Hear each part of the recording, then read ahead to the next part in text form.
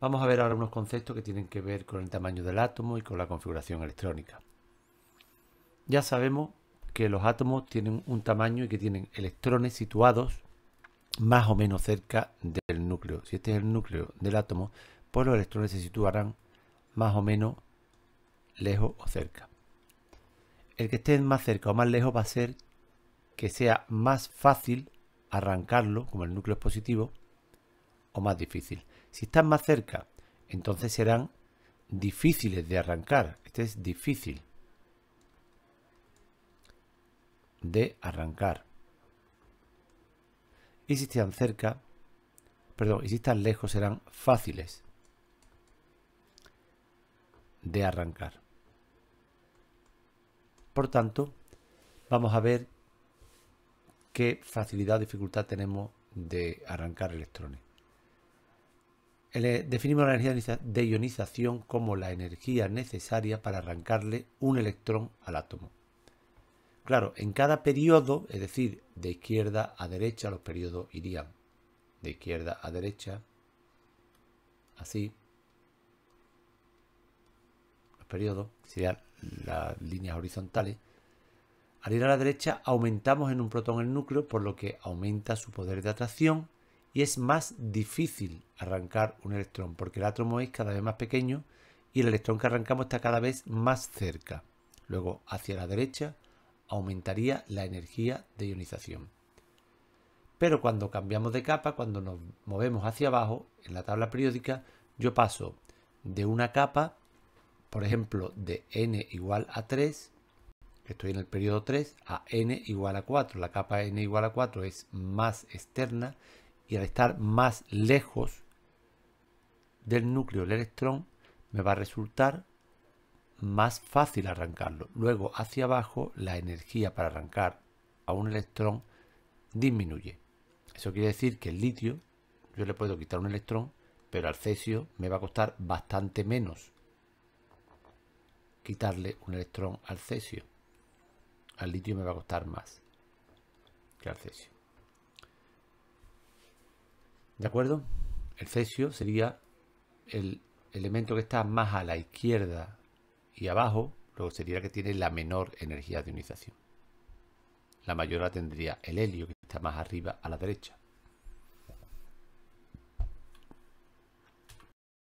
Veamos ahora la afinidad electrónica.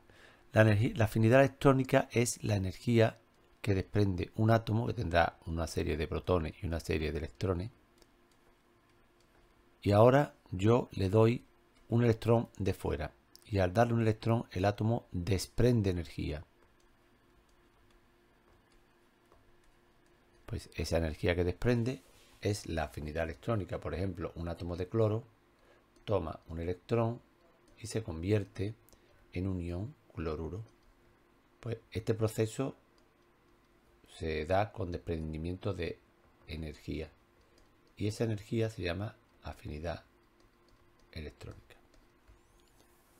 Aumentará en los periodos hacia la derecha, ya que el núcleo cada vez tiene más poder por tener más protones y lógicamente será más difícil arrancar un electrón que está unido a un núcleo con más protones que arrancar un electrón que está unido a un núcleo con menos electrones, perdón, con menos protones. Como hacia la derecha aumentan los protones, aumenta la atracción del núcleo y aumenta la afinidad electrónica. Y de la misma manera, en los grupos hacia abajo disminuye. Porque, claro, si tenemos, por ejemplo, pues el flúor, que es pequeño, el electrón tiene una distancia al núcleo.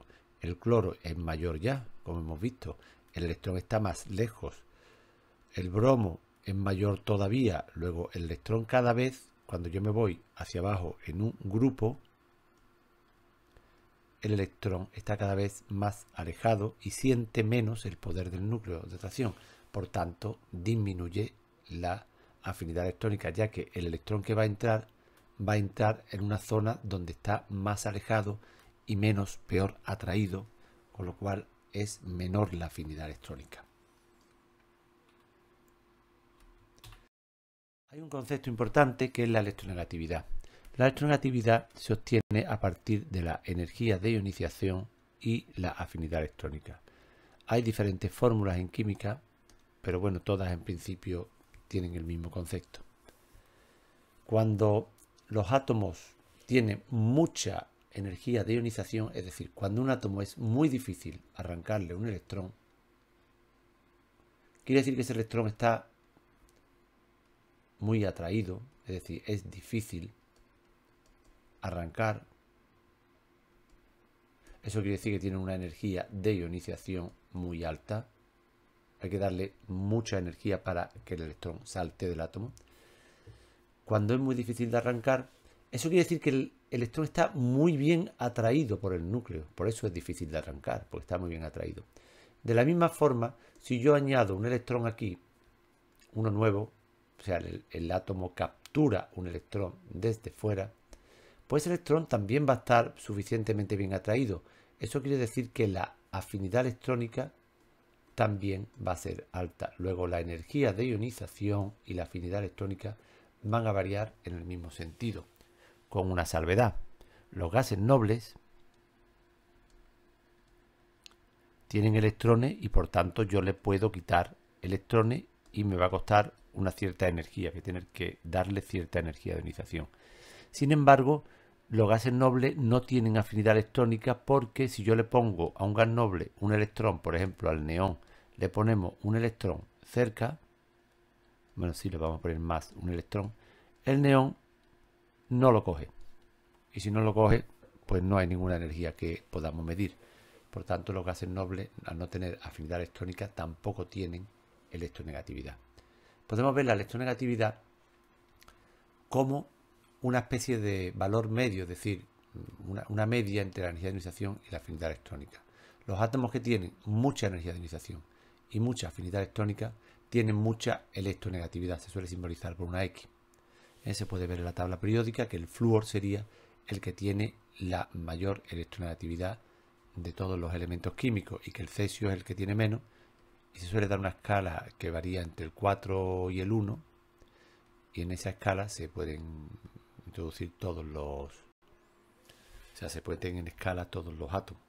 De alguna manera la electronegatividad mide la tendencia que tiene a atraer los electrones que están cerca de ese átomo, ¿no? Y normalmente lo que más nos interesan son los electrones que están en un enlace, es decir, unidos a ese átomo, pero a la vez a otro átomo. Es decir, cuando yo tengo el cloro unido, por ejemplo, a un flúor, los dos son muy electronegativos, pues ¿qué capacidad tiene el cloro para tratar de quitar el electrón que en realidad le corresponde al flúor? ¿O qué capacidad tiene el flúor para tirar de esos electrones hacia sí? Y eso se hace pues a partir de estas energías de ionización y afinidades electrónicas que tienen los átomos. Como resumen, podemos decir que hacia la izquierda y hacia abajo aumenta el tamaño de los átomos. Luego el cesio, bueno, el francio no lo ponemos porque son radioactivos, ¿verdad? El cesio, que está más a la izquierda y abajo, sería para nosotros el más voluminoso de todos los átomos, y el helio sería el más pequeño, ¿no? Según esto. El volumen atómico desciende hacia la izquierda y hacia abajo. La energía de ionización y la afinidad electrónica van a la vez, varían a la vez y aumentan hacia arriba, hacia la derecha. Pero hay que tener en cuenta que la energía de ionización sí tiene en cuenta a los gases nobles, es decir, que están incluidos, y la afinidad electrónica no están incluidos los gases nobles, porque no tienen ninguna afinidad electrónica, es decir, helio, neón, argón, etcétera, no tienen afinidad electrónica, aunque sí tienen energía de ionización.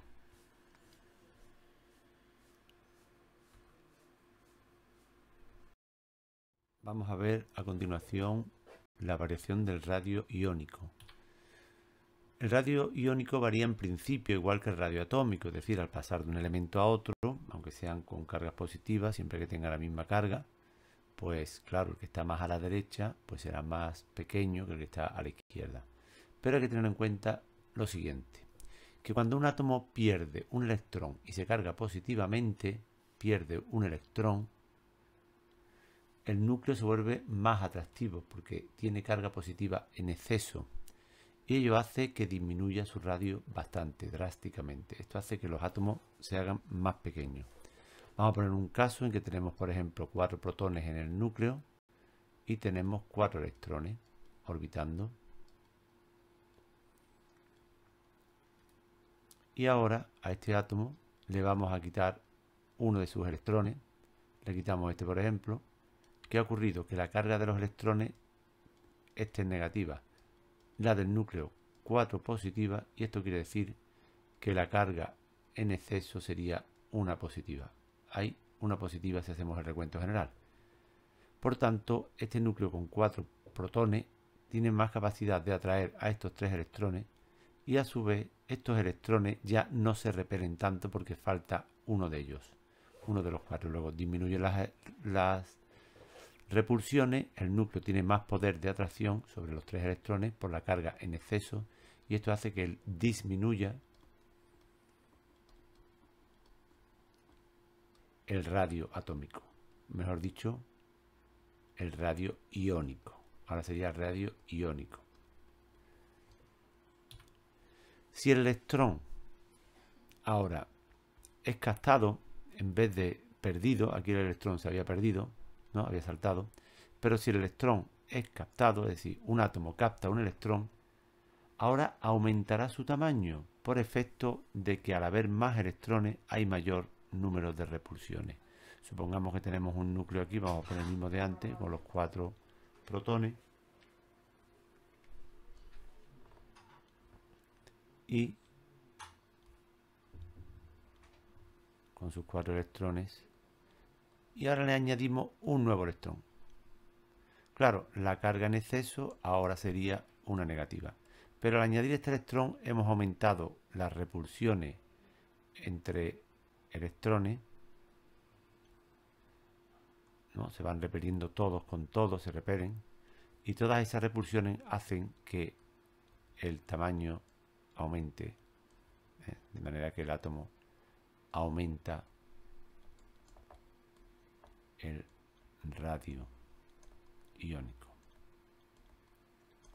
Por ejemplo, si comparamos un sodio con un sodio más, pues el radio del sodio y el radio del sodio más, si lo miramos, pues resulta que el del sodio es bastante mayor que el del sodio más. Por otro lado, si comparamos el radio del cloro y el radio del cloro menos, el cloro menos, será bastante mayor que el cloro neutro. Y ya para terminar, un pequeño detalle, y es que la tabla periódica realmente habría que escribirla así. Porque, claro, se van rellenando los periodos según el principio de ocupación orbital, y cuando llegamos a los orbitales F, habría que hacer este inciso, ¿no? Desde aquí hasta aquí, habría que hacer este inciso. Y claro, como en los papeles donde se pone los folios no cabe, pues esta parte se corta y se suele poner debajo, se recorta la tabla periódica. Pero hay que tener en cuenta que esta sería la verdadera ordenación periódica de los elementos químicos. Bueno, pues eso es todo y se da por finalizado el tema 1. Hasta la próxima clase.